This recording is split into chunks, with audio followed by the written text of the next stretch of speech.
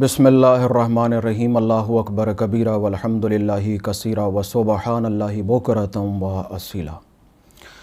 आज का जो मेरा टॉपिक है वो इंगिश्तरी के हवाले से है। इंगिश्तरी एक मुश्किल लफ्ज़ है। अगर आप इसका जायज़ा लें तो इंगिश्तरी से मुराद अंगूठी है और अंगूठी पहनने का लोगों को बहुत शौक़ है। मैं ख़ुद, आपने देखा होगा कि मेरे हाथ में एक सियाह अकीक है, तो मुझे ख़ुद अंगूठी पहनने का बहुत शौक़ है। अंगूठी के हवाले से मैं एक वीडियो बना भी चुका हूँ जिसमें मैंने अंगूठी कैसे ख़रीदी जाए और अगर आप बनी बनाई अंगूठी लेते हैं तो आपको क्या करना है, और अगर आप अंगूठी बनवा रहे हैं तो आपको क्या करना है।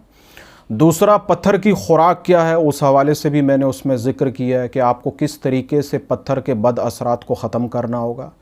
बिलफ़र्ज़ आप बनी बनाई अंगूठी ले रहे हैं तो आपको क्या करना होगा, या आप अंगूठी बनवा रहे हैं तो आपको किस तरीके से पहननी होगी। कुछ आदाब, कुछ चीज़ें मैंने उसके अंदर आपको बताई हैं। अगर आपने वो वीडियो अभी तक नहीं देखी है तो लाजमी उस वीडियो को देखिए और आपको बुनियादी बातें मालूम हो जाएंगी। आज जो अंगूठी के हवाले से मैं बात करूँगा वो असल में 9 अदद की अंगूठी है। हम अक्सर व बेशतर ऐसी अंगूठियाँ देखते हैं जिस पे नक्श बना हुआ होता है, जिस पे इबारत लिखी हुई होती है, जिस पे कोई ख़ास नाम लिखा हुआ होता है। बाज़ औक़ात ऐसा होता है कि लोग इस पर आदात भी लिखवा लेते हैं। उनकी क्या वजूहात होती हैं, क्या आप ऐसा करवा सकते हैं। दूसरा एक ये कि अगर ऐसा कुछ है तो उसका सही तरीक़ेकार क्या है। तमाम चीज़ों में जो सबसे मशहूर चीज़ है वो 9 अदद की अंगूठी है, जिस पर एक चकोर खाना बना हुआ होता है जिसमें 9 अदद जो है वो 3 ऊपर 9 लिखे हुए हैं, फिर 3 9 दरमियान में, फिर 3 9 नीचे हैं। ये एक 9 खानों का एक मुरब्बा, एक स्क्वायर बना हुआ होता है जिसके अंदर 9 लिखे हुए होते हैं। बाज़ औक़ात ऐसा होता है कि पूरी अंगूठी, जैसे अंगूठी का जो ऊपरी हिस्सा होता है जहाँ नग लगा हुआ होता है, बाज़ औक़ात वहाँ पर पतरी लगवा कर इसको लिखवा लिया जाता है। बाज़ औक़ात इस तरीके से भी होता है कि आपकी अंगूठी का जो साइड का हिस्सा है वो काफ़ी चौड़ा है, उस पर आपने इसको लिखवा रखा है। या बाज़ औक़ात इस तरीके से भी होता है कि उस पर और कोई नक्श लिखा हुआ है।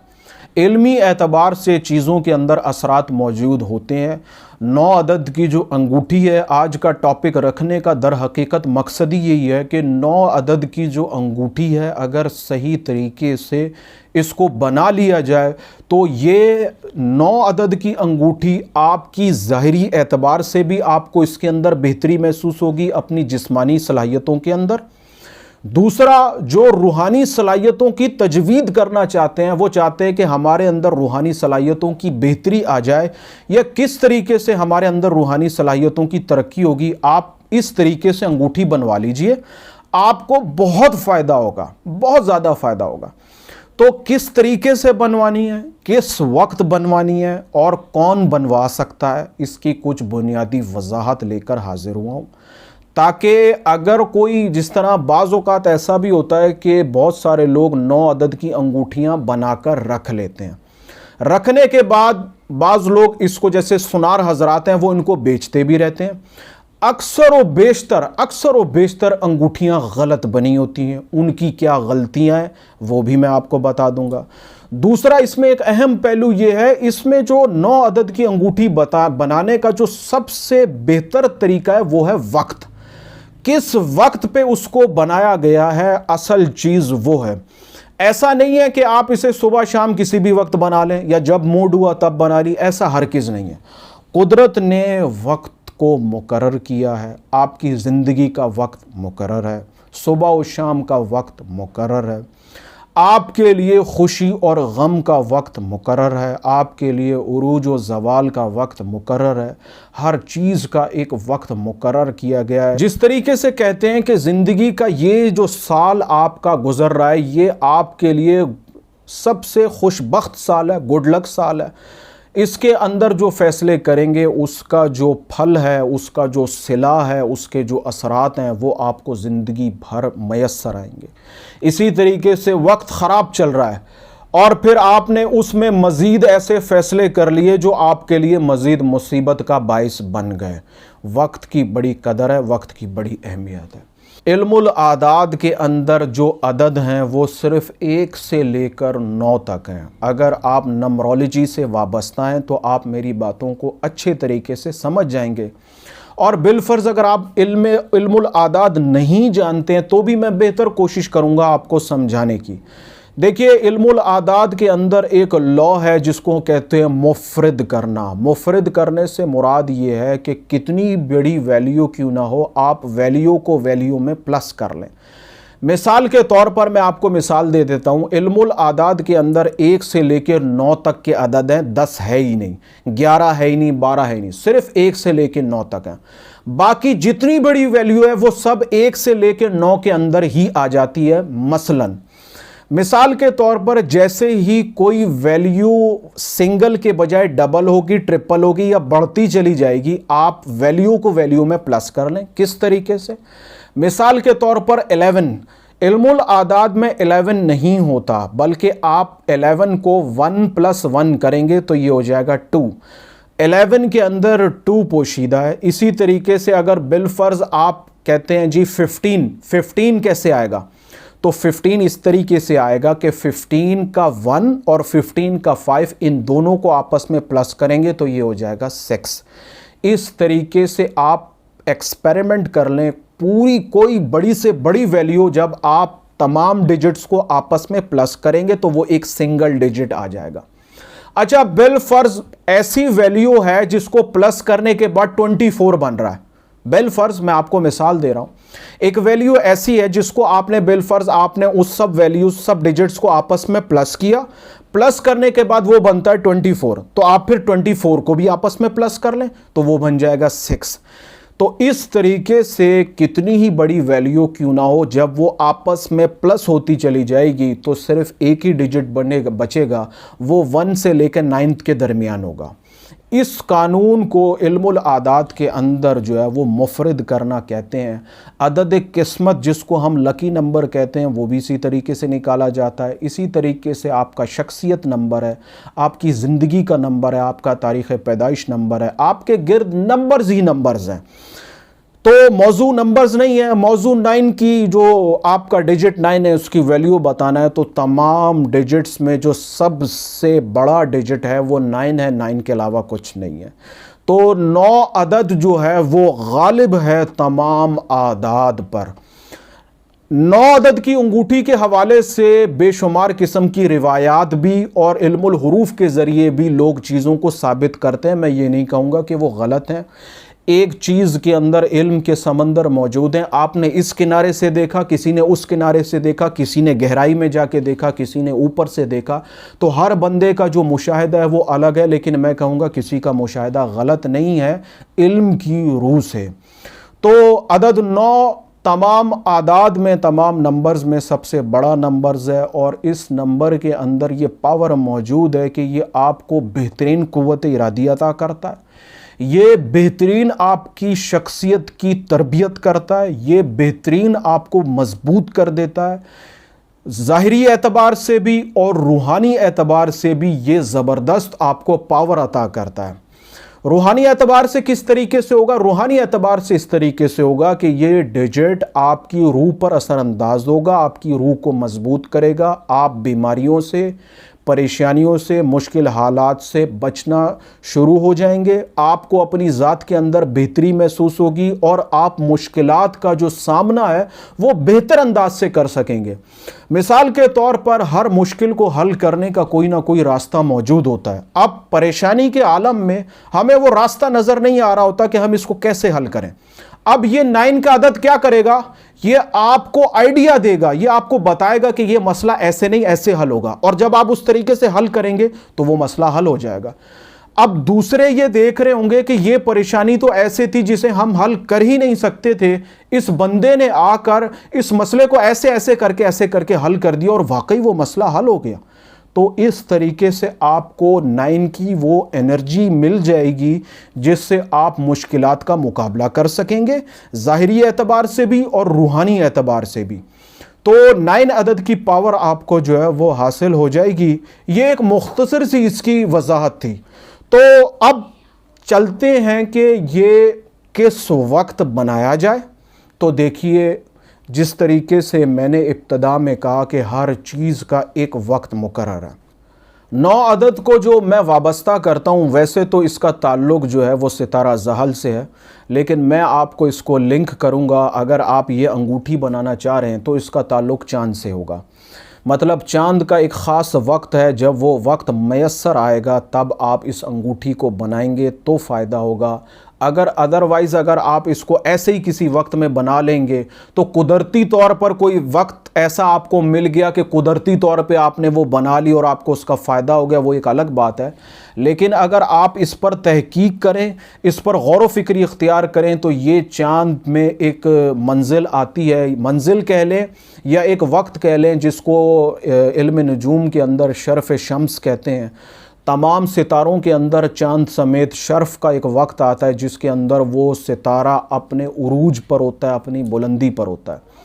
चाँद से वाबस्ता करने का मकसद ये है कि चाँद हर महीने के अंदर शर्फ़ पर आ रहा होता है। आप किसी भी महीने में शर्फ़ कमर जब आए, उसके अंदर भी कुछ वक्त ऐसा है जिसमें आप इसे बना सकते हैं और जिसमें आप इसे नहीं बना सकते। तो इन तमाम चीज़ों का ख्याल करते हुए ही आप उस वक्त को निकालेंगे और फिर आप उसके अंदर उस अंगूठी को बनवाएंगे। और बनाने का तरीक़ेकार क्या है वो भी मैं आपको बता देता हूँ। देखिए, अगर चाँद के वक्त के निकालने में आपको कोई परेशानी है, आप किसी भी साल की जंतरी ले लें, जंतरी के अंदर शर्फ़ कमर के औकात मिल जाएंगे। उस वक्त के अंदर आप इस अंगूठी को बनवा सकते हैं। ये आपकी आसानी के लिए मैं बता रहा हूँ। बिलफ़र्ज़ ऐसा है कि वो चीज़ आपको समझ में नहीं आ रही है, आप मेरी इस वीडियो के नीचे या किसी भी वीडियो के नीचे कमेंट कर दें।